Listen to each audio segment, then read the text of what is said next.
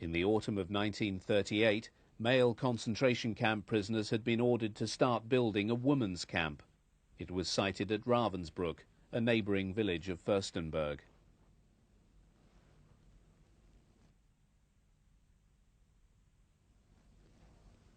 After completion, there were 14 prisoners' barracks, 2 hospital barracks, and a wooden hut for the kitchen and shower block.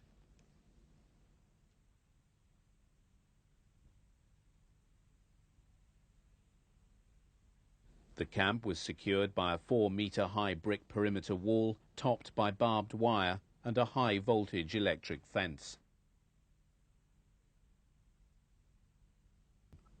The first inmates from Lichtenberg prison arrived in the spring of 1939.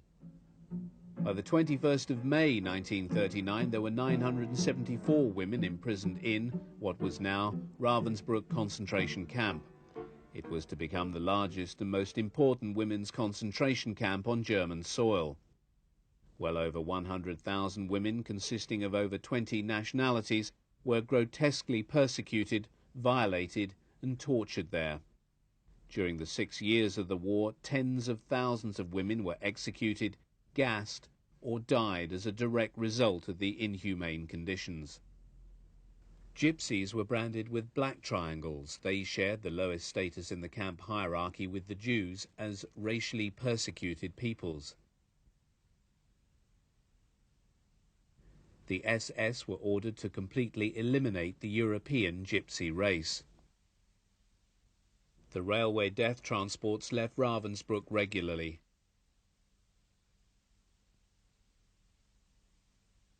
Men and women were sent to Auschwitz and Majdanek to the gas chambers.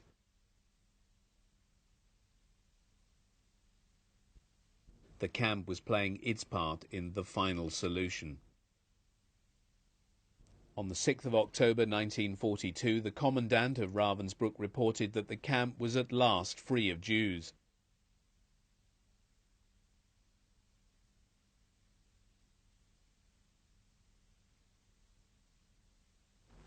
Special prisoners and collaborators had a unique status. These were the men and women who were taken by the Gestapo as hostages or traitors from their own ranks. More and more prisoners arrived at the camp throughout mid-1944 who'd been involved in or associated with the resistance against the Nazi regime.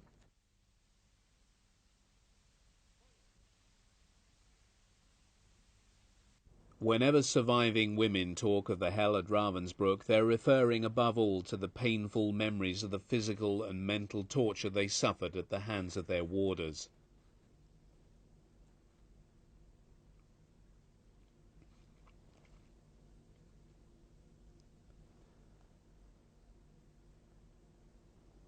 There were around 3,500 female warders at Ravensbrück between 1942 and 1945. The camp was a training centre for thousands of female SS warders. After a brief initiation period, some of these warders were then deployed in other female concentration camps.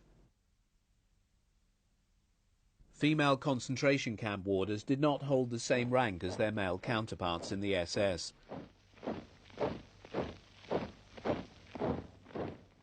To compensate for this, they were offered comparatively good wages and the opportunity of serving the Reich.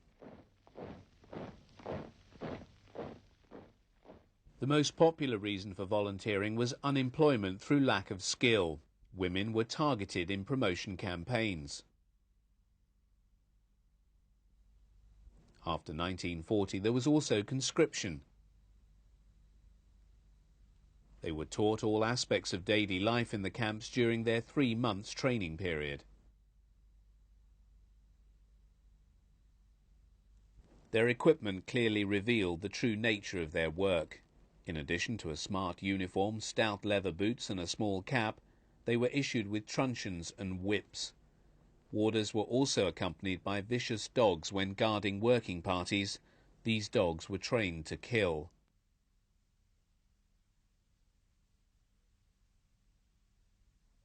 Law and order was maintained at Ravensbrück camp via a regime of extremely brutal punishments.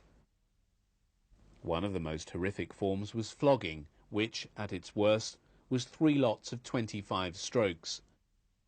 This punishment was intensified after a camp inspection by Himmler in April 1942. He ordered prisoners to strip naked. They were then tied to the whipping blocks. Whilst being flogged, the victims were forced to count the number out loud of every stroke they received.